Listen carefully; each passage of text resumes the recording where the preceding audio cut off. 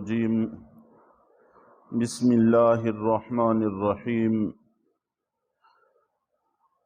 اللہ ولی الذین آمنوا یخرجہم من الظلمات الی النور۔ گزشتہ درس کے اندر لا اکراہ فی الدین کے حوالے سے بات ہوئی تھی کہ دین اسلام میں داخلے کے اعتبار سے کسی طرح کا کوئی جبر نہیں ہے۔ چنانچہ اللہ کے نبی صلی اللہ علیہ وسلم کی اور تمام صحابہ کرام کی اور اب تک امت مسلمہ کی پوری تاریخ اس پر گواہ ہے۔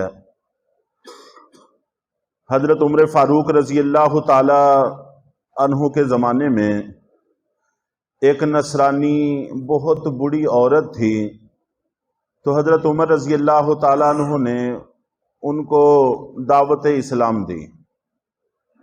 تو اس بڑی خاتون نے کہا کہ اب میں بہت بڑی ہو چکی ہوں، اب میں ایمان لا کر اپنے دین کو کیوں چھوڑوں؟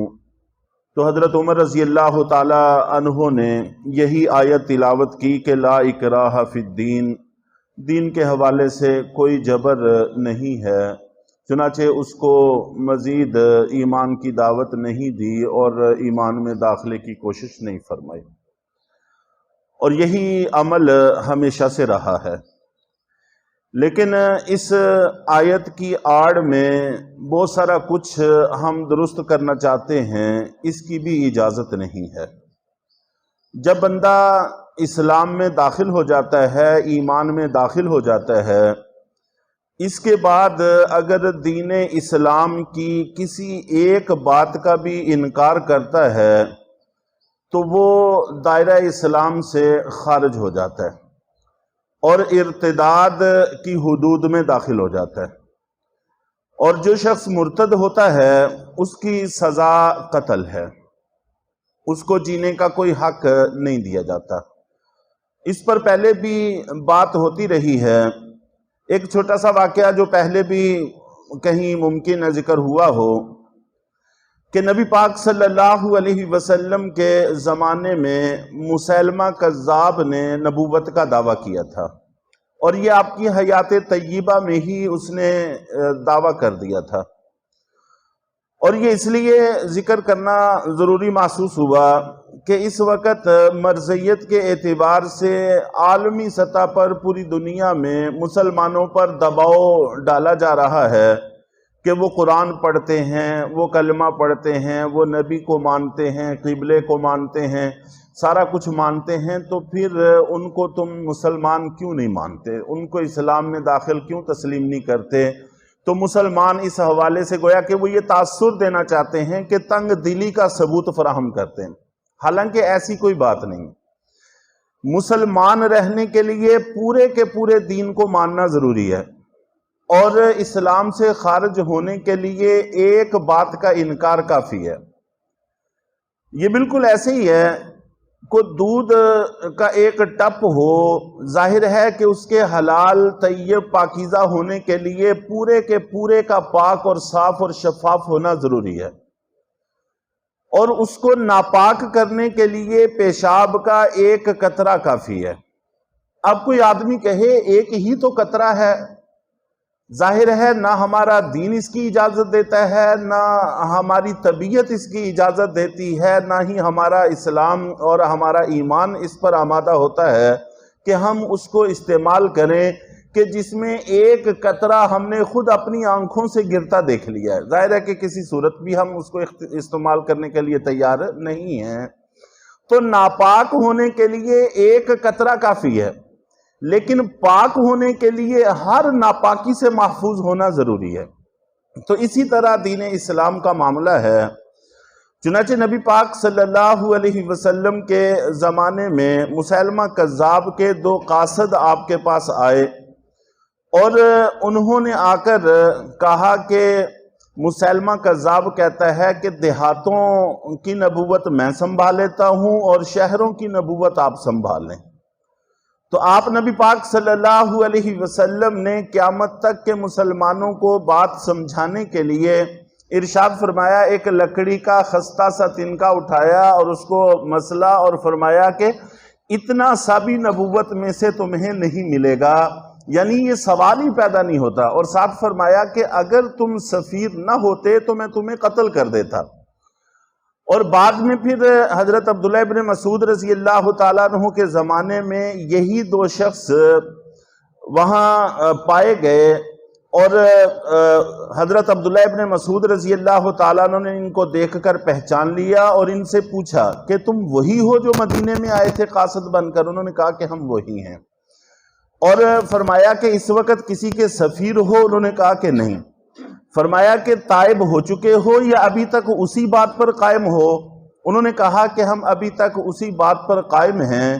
تو حضرت عبداللہ ابن مسعود رضی اللہ تعالیٰ عنہ نے ان دونوں کو پکڑ کر قتل کیا، اور فرمایا کہ وہ جو رکاوٹ تھی کہ اللہ کے نبی نے تمہیں قتل نہیں کیا تھا، وہ یہ تھی کہ تم سفیر تھے۔ اب چونکہ تم سفیر نہیں ہو اور ارتداد پر قائم بھی ہو تو اب تمہیں جینے کا کوئی حق نہیں ہے۔ تو صحابہ کرام کا بھی عمل ہمیں یہی بتاتا ہے کہ اسلام میں داخلے کے اعتبار سے تو کوئی پابندی نہیں ہے، جو بھی داخل ہوگا اپنی خوشی سے داخل ہوگا، لیکن داخل ہونے کے بعد دین اسلام کی پیروی اور پابندی یہ ہر اعتبار سے ضروری ہے، تو اس میں پھر کوئی لچک اور کوئی گنجائش نہیں دی جا سکتی۔ باقی رہا مسئلہ دین میں داخلے کے اعتبار سے مجبور کرنے کا، جبر کرنے کا، یہ ممکن بھی نہیں ہے، اس لیے کہ جبر کا تعلق انسان کے ظاہری اعضاء کے ساتھ ہے۔ کوئی بھی انسان کسی پر جبر صرف اس کے جسم پر کر سکتا ہے، اس کے دل پر جبر نہیں کیا جا سکتا، نہ ہی دل کے حالات کسی کے سامنے ہیں۔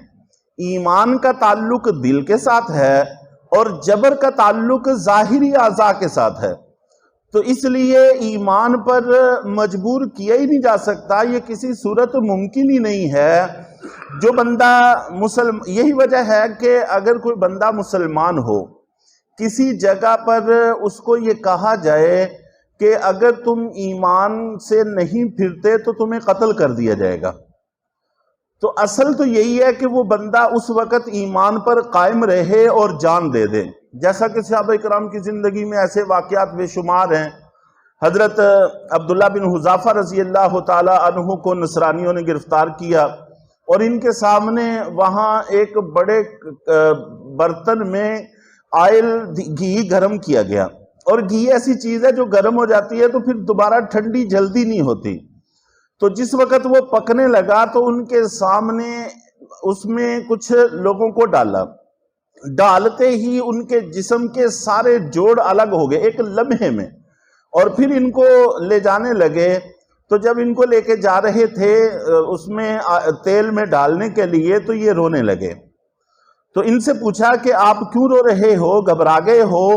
تو فرمانے لگے کہ نہیں، مجھے تو رونا اس بات پر آ رہا ہے کہ اللہ تیرے راستے میں جان دینے کا موقع آ رہا ہے، اور میرے پاس صرف ایک جان ہے، کاش کے 100 جانیں ہوتی اور میں ایک ایک کر کے تیرے نام پر نچھاور کرتا۔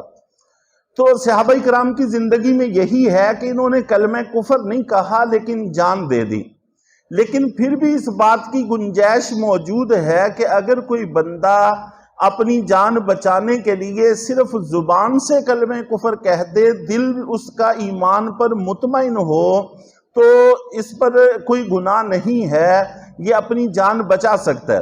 اس لیے کہ ایمان کا تعلق دل کے ساتھ ہے، اگر دل اس کا ایمان پر قائم ہے تو پھر کوئی حرج نہیں، اور نہ ہی دل تک کسی کی رسائی ہے، اور نہ ہی دل کے اعتبار سے کسی کو کوئی معلومات ہیں، وہ زبان سے کہلوانا چاہتے ہیں زبان سے کہلوا سکتے ہیں، اس سے زیادہ کا ان کے پاس کوئی اختیار ہی نہیں ہے۔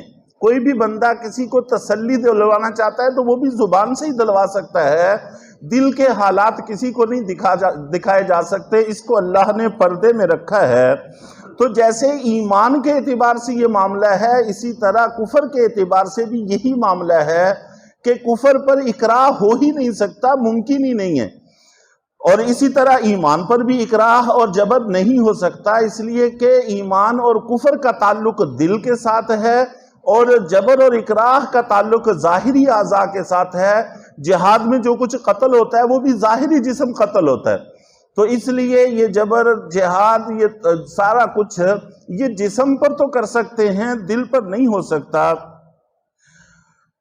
اللہ رب العزت ہم سب کو حق بات پر قائم رہنے کی توفیق عطا فرمائے اور صحیح راستے پر چلنے کی توفیق عطا فرمائے۔ الحمدللہ۔